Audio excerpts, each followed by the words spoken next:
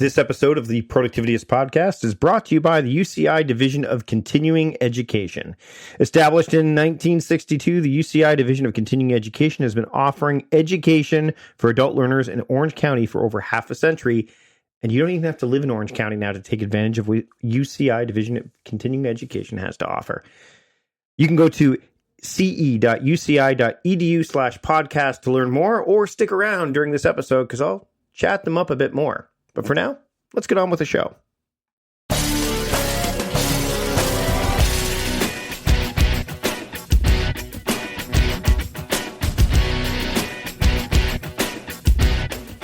Welcome to the Productivityist Podcast. I'm your host, Mike Vardy, and this week on the show, I'm joined by Carl Honoré. Now, I haven't talked to him since I was doing my old productivity parody stuff. And it was a real treat to be able to talk with him. Of course, he's the author of several books, including In Praise of Slow or In Praise of Slowness, depending on where you live, and The Slow Fix. And his new book is called Bolder, Making the Most of Our Longer Lives. Carl's an award-winning writer whose works appeared in The Economist, Observer, Houston Chronicle, National Post, and Time. His best-selling books on slowing down have been published in 34 languages, and his TED Talk on slowness has been viewed 2.7 million times. His latest book, which I just mentioned, is about aging. So there is a slowness component to it. We talk about that. We talk about aging and maybe the stigma around it, why he chose to write about this, maybe the connection between his previous works and this work, so much more. Here's my conversation with fellow Canadian and the author of Bolder, Carl Honoré, here on the Productivityist Podcast. I'd like to welcome Carl Honoré to the Productivityist Podcast. Carl, thanks for joining me today. Thank you. Good to be here. So we were just chatting before we jumped on to the recording, and it's been over 10 years, it looks like, since we spoke. And that back in my old days of doing productivity parody. So this is going to be a bit different. Not that you'd remember what we talked about 10 years ago, although I imagine it was probably me in my old persona saying, what's the point of going slow? I don't understand. It would have been all that. But this time we're going to talk about your new book, Bolder, Making the Most of Our Longer Lives. What's happened in the 10 years? Let's catch up right now. What's happened in the 10 years since we last spoke? 10 years. I'm just spooling back to 2008. I suppose by 2008, I'd only just thought my second book was coming out then. My first book, of course, was In Praise of Slow, the kind of foundation text of the slow movement. But then after that, I wrote a book called Under Pressure, which came out in 2008 about children, parenting, education. And then in, goodness me, 2013, The Slow Fix, my third book. So that completed what I think of as my slow trilogy of books. And over those years, I've been, as well as writing books, I've been making radio shows and speaking all around the world and doing TV. And I made a TV show in Australia called Frantic Family Rescue. So all kinds of different ways of pushing forward the idea that faster isn't always better and that slowness has a role to play in the 21st century. That's the horse I've been riding for since 2004, my first book, In Praise of Slow, came out. So now a new chapter is opening up, which is, as you said in your intro, is my new book, Bolder, which is the beginnings perhaps of a new trilogy, but certainly a new start. So let's dive into that a bit, because there is definitely a connection between your last, the books that brought you to this point. I mean, the idea of slowing down and, being more deliberate, and now we're talking about, aging, right? Like the idea of we're going to be living longer. It's my grandmother, as of this recording, she passed away, I think, 2-3 weeks ago now. And she was going on 101 years old. So, and her sister's still alive and she's 99. So, 10, 15, 20 years ago, that concept was even more rare, right? We are living longer. What led you down to this path of saying, now that I've explored this, I want to kind of explore our lifespan and how we can make the most of our longer lives? Well, my books always start from a moment of personal epiphany or a wake-up call. And the same applies for this new book, Bolder. And my wake-up call came when I was at a hockey tournament, a ball hockey tournament. I played ball hockey. I live in London, but I still keep up the Canadian tradition of playing ball hockey. I was at a ball hockey tournament up in the north of England at a kind of hard scrabble, blue-collar town. And I was captaining my team. I was 48 years old at the time, and I was playing well. We were in the quarterfinals, and I scored a goal off a face-off, and I was floating on air. And we got into the semifinals, and I went into the dressing room, and one of the organizers of the tournament was flicking through player profiles, calling out who was, he discovered that, this youngest guy at the tournament was 16. And someone said, well, who's the oldest? And it turned out it was me. And it was one of those moments, almost like an out-of-body experience, right? Mm-hmm. Suddenly, just that knowledge that I was the oldest player out of whatever it was, 240 guys playing there, it just hit me like a ton of bricks. And I went back and played the semifinal. I didn't play as well. We got knocked out. And on the way back home to London on the train, I just began to think about why the number meant so much to me. Why it shook me to my core, thinking that I was old. I think it all comes to all of us, doesn't it? In the end, at some point, that feeling that you're suddenly old. And I began just to wonder why I felt as bad as I did about my age and what it meant, and should I be feeling worse? And as I began to unpeel my own feelings and look at the bigger picture of the culture we're in, it became clear to me that we have created a cult of youth, right? I mean, we all know that. In the same way as in my earlier work, I was taking on the cult of speed. I guess with the new book, what I'm doing is taking on the cult of youth. And I think the flip side of this cult of youth is that we've created a chamber of horrors view of aging, so that the culture is constantly telling us that from the age of whatever it is, 30, 35, finished at 40, wherever the start line is, from then on, it's just an endless spiral downwards of decline to dementia, depression, decrepitude, digital ineptness, all the things nobody wants to be. And I guess I had bought into that narrative a little bit, quite a lot, I think probably is the case. And I guess what I wanted to do with Boulder was to work out whether it was true, whether it really was all bad news waiting for me down the track. And the good news is that I discovered that it's not, right? That there's a very good news to tell about growing older. And that in fact, here we are in the early 21st century, we are entering a golden age of aging. Let's explore that a bit, because I think one of the things that I found, and I was watching Bill Maher talk about Stan Lee and comic books, and the sheer outrage that adults had about him kind of mocking comic books and not calling them real literature. And then his rebuttal was basically him doubling down on it and saying, if you're in your 40s, as I am, and you're reading comic books, grow up. Don't be so childish. And the idea of being childish, it comes up as you get older. You're like, oh, don't be so childish. But I think I'd love to hear your thoughts on that. Is the idea of like either holding on to or exploring things that would otherwise be associated with people that were either children or people that are younger, me reading Green Lantern comics or watching superhero movies or, doing, adventure travel and things like that. What is this kind of stuff? I've had a chance to go through the book a little bit, but can we dive into that a little bit?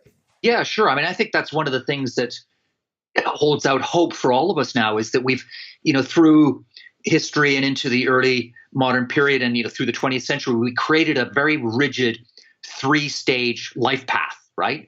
So you were locked into this straitjacket where the early years were about education and learning, the middle years were about earning and building a family and doing all that, and then the third stage was pensioned leisure, right? And that made sense probably through the industrial era, when people would finish working in the early 60s and then probably be dead a few years later. It makes no sense in a world where your grandparents that you were just talking about there, or your aunt, are living to 100, right?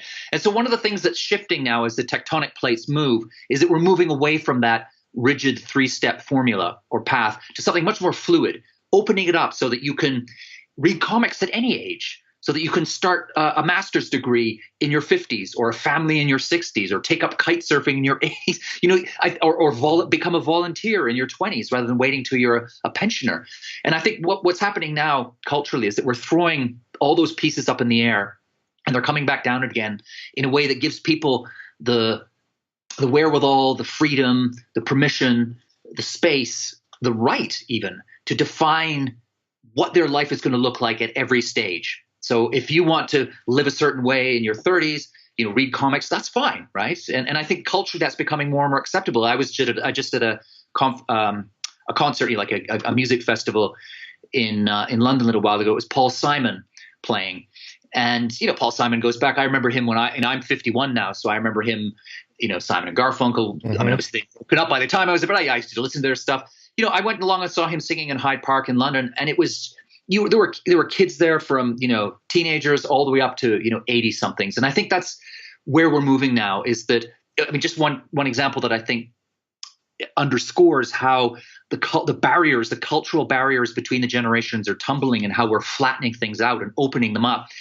One example is that Amazon and Netflix now no longer profile their users based on age. They do it based on taste. And I think that's very revealing now. We're moving into an era where what matters now is not the birth certificate, right? Matters not is what age you are. What matters is what you watch on Netflix, the books you read, the music that moves you, the food you cook for the people you love, the places you like to travel, the work you do, the politics you espouse. That's what's going to define you, whether you're in your 30s, 40s, 60s, or 80s, not your age. And I think that's hugely liberating, right? That's part of the reason I feel so optimistic about where we're going with aging, and why I do talk about a golden age of aging, is we now have it within our power to design our own way of growing older. And we've got so many levers to pull to do that growing older thing better, that there's every reason to be upbeat. My friend Steve Dotto, and he's a fellow Canadian as well. He's been exploring, and I'll link to some of this in the show notes as well. But the idea of the gray wave, of the idea that, and he's been. I remember watching him when he was doing the infomercials for not infomercials. He was doing a show for the Knowledge Network, and his Dotto Cafe, the Dotto show that he had. I don't know if you ever got a chance to see it when you've been out of Canada probably longer than the.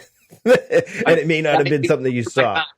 Yeah. But his thought process is the idea that and I'd love to hear your thoughts on this as well, is the idea that people who would normally finish up their career, right? They're done. All of a sudden they're like, well, now what do I do with my time? Like, I'm 60, I'm in my 60s, in my late 50s, 55, going into quote retirement age. Now what am I going to do? And I know you explore a little bit of this in the book. I would, as well, the idea of like what the opportunities, it seems to be, are to explore like more creative pursuits, and some of the stuff that maybe you were kind of pushed out of, for at least for the current era, is more prevalent than ever before, right?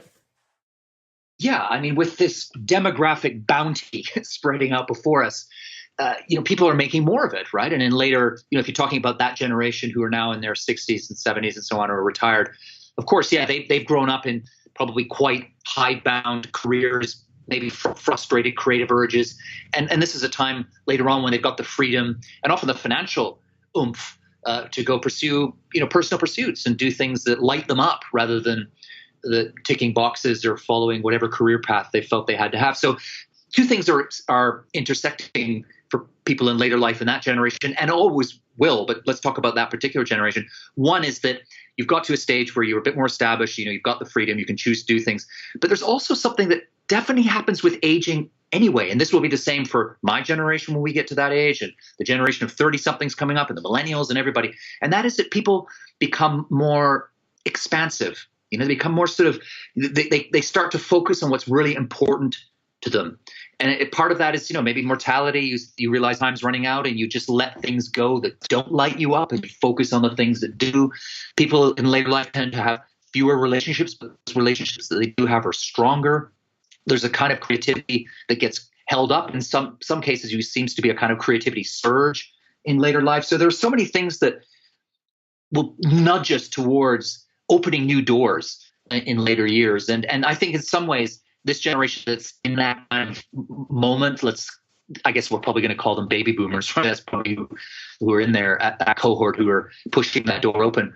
They're embracing it wholeheartedly, right? And they're going to help keep that door open for the next generation and the generation after it. Meal planning is important because it prevents us from being a disappointed wreck when dinner time comes around and we have no clue what to make, or even if we have the ingredients to make the meal. It's a time and a money saver, but most importantly, it frees up valuable brain space. Creating a meal plan prepares us for the week to come and gives us peace of mind that we're organized and can feed ourselves and our family. That's why I do it, and that's why Plan to Eat helps me do it. Your subscription includes access to the Plan to Eat website and fully featured mobile apps on iOS and Android. And Plan to Eat gives you the tools to clip and organize recipes from any website, the ones your family loves and that fit your dietary preferences and needs. And you can create a meal plan around your schedule. Then what happens is the Plan to Eat software automatically creates an organized shopping list based on your plan. So sign up for your free trial at plantoeat.com/timecrafting. That's plantoeat.com/timecrafting. The coupon will be automatically applied to your account and can be used when you're ready to subscribe. It's valid for new customers only. Give Plan to Eat a try today. Okay, we're going to take a break from the podcast to talk about our sponsor for this episode, the University of California, Irvine Division of Continuing Education. I'm a big fan of lifelong learning, and the UCI Division of Continuing Education allows you to do that. UCI Irvine is ranked among the top 50 universities nationally and ranks 10th among all public universities, and that's provided through a report through U.S. News and World Report annual college survey. But you don't have to live in Orange County or live in the United States. You could live anywhere in the world because there are online courses that UCI Division of Continuing Education offer. There's some flexibility with those, of course, and it's a real immersive online classroom experience because you can collaborate with your peers. Right? There's a wide variety of programs from business to IT, healthcare, finance, and law. Those programs all available through the UCI Division of Continuing Education. And whether or not you want to, kind of start a new career or maybe start a company or just develop an appreciation of the world around you, no matter where you live, the UCI Division of Continuing Education has the resources needed to support your undertakings, whatever they may be. So you should check out the UCI Division of Education. Do that now. Spring quarter is coming up and registration's open. So just go to ce.uci.edu/podcast. That's ce.uci.edu/podcast to learn more. I'd like to thank UCI Division of Continuing Education for sponsoring this episode of the Productivityist Podcast. And now let's get back to the show. So it's funny. I want to talk about technology as well. As we heard some warbling on Skype there, which happens because it's technology. Technology's got to play a role in this too. The fact that I remember my parents not knowing how to fix the blinking 12 o'clock on the VCR. And now I'm the guy that, understands social media better than a lot of, my daughter's friends' parents out there. Technology is definitely something that plays a role in this. And you talk about this in the book, the idea of, the I age. Can you dig into that a bit and see where does that play in the role of being bolder as you get older? Well, I think technology is a gift, for people in later life. I mean, for one thing, it allows you to get out into the world and explore the world, especially if you're really late in life and maybe your body isn't as mobile as it was before. Technology gives you wings, right? Whether it's Google Travel or Google Earth or just being in chat forums and all the kind of things, or gaming. And you're finding more and more people, in their 50s, 60s, 70s and above taking up things like gaming or even just, a traditional game like Scrabble that you can play online.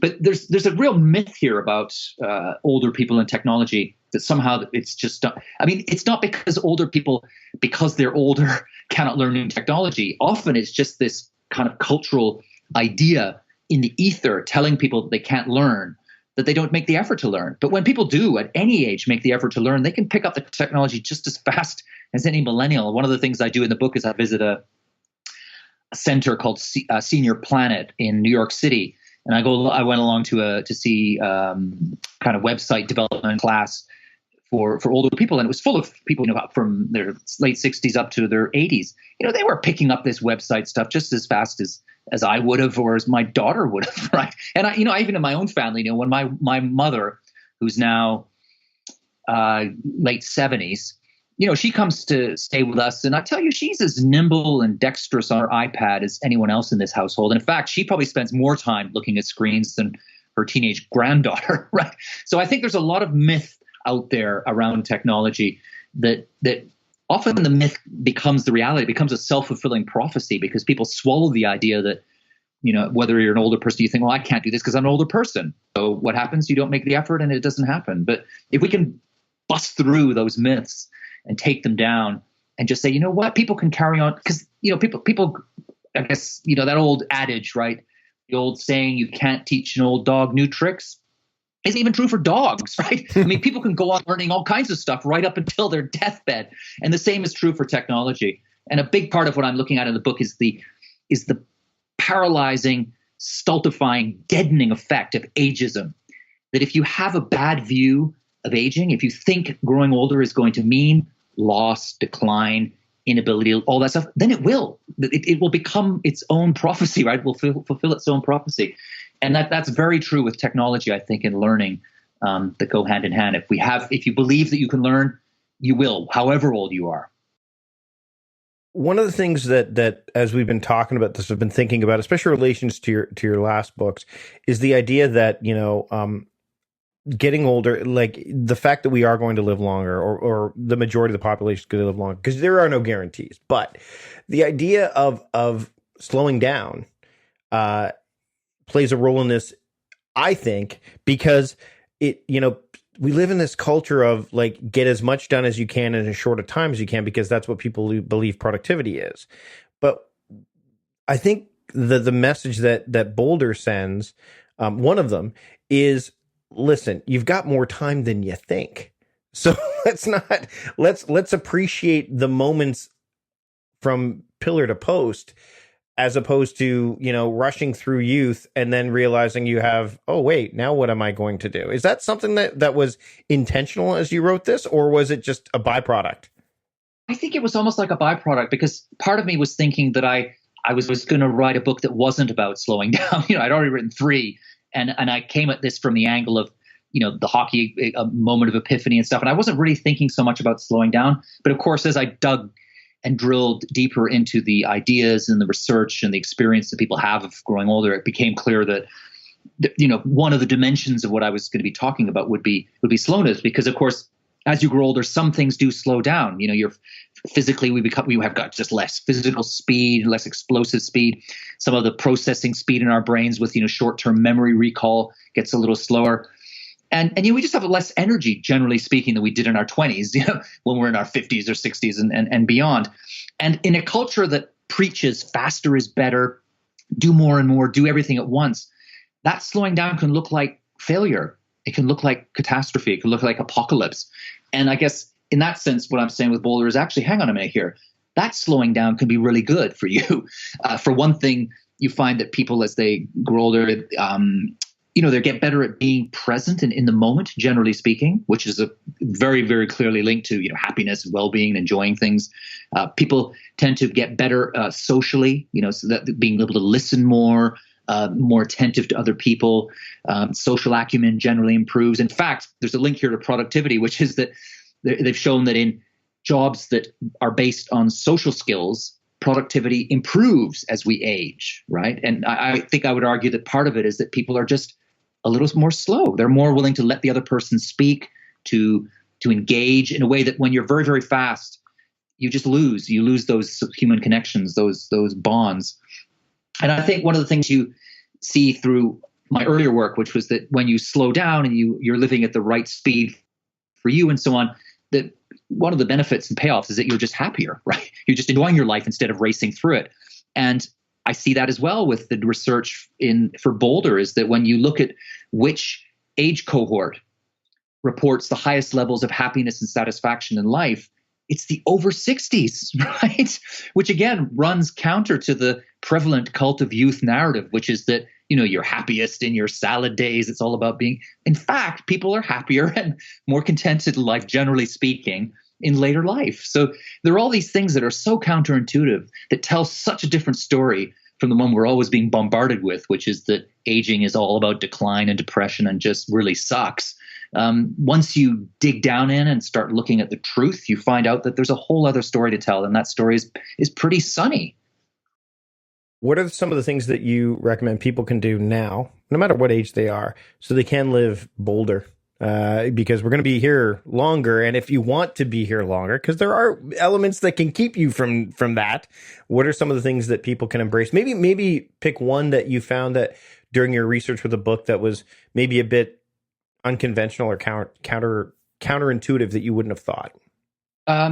Sure. Well, yeah. Okay. Well, a counterintuitive one that I wouldn't have thought would be or that hadn't occurred to me actually, was when people say, well, what can I do to age better and help everybody else better, is to change the language we use.